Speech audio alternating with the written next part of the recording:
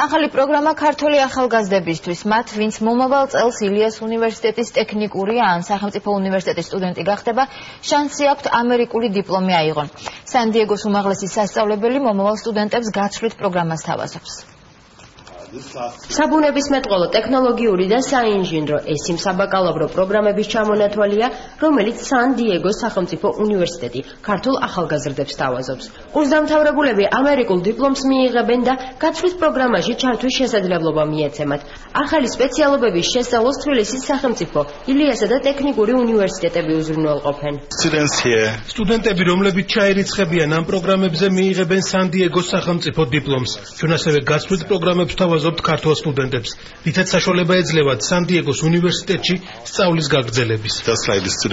სწავლის პროცესში ქართველი და უცხოელი ლექტორები ჩაერთვებიან. აბიტურიენტებმა კი ერთიანი ეროვნული გამოცდები უნდა ჩააბარონ. სან-დიეგოს სახელმწიფო უნივერსიტეტის პროგრამებში საქართველოს სტუდენტები ჩაბარებას შეძლებენ ერთიანი ეროვნული გამოცდების შედეგად, ასევე აუცილებლად იქნება TOEFL-ის ან ინგლისური ენის სხვა ტესტი. ჩვენთვის არის ძალიან საინტერესო პროგრამა, იმიტომაც ის ხელს უწყობს ჩვენი უნივერსიტეტის პროგრამების კვლევითი სასწავლო ინტერნაციონალიზაციას. ეს არის ხარისხის გაუმჯობესების ერთ-ერთი საუკეთესო და ყველაზე ეფექტური ფორმა. სან-დიეგოს სახელმწიფო უნივერსიტეტის მრჩეველთა საბჭოს პირველი შეხვედრა უკვე გაიმართა. 17-კაციანი საბჭო უნივერსიტეტს კონსულტაციებით დაეხმარება. საბჭოს წევრების შერჩევაში უშუალოდ იყო ჩართული ამერიკის ელჩი.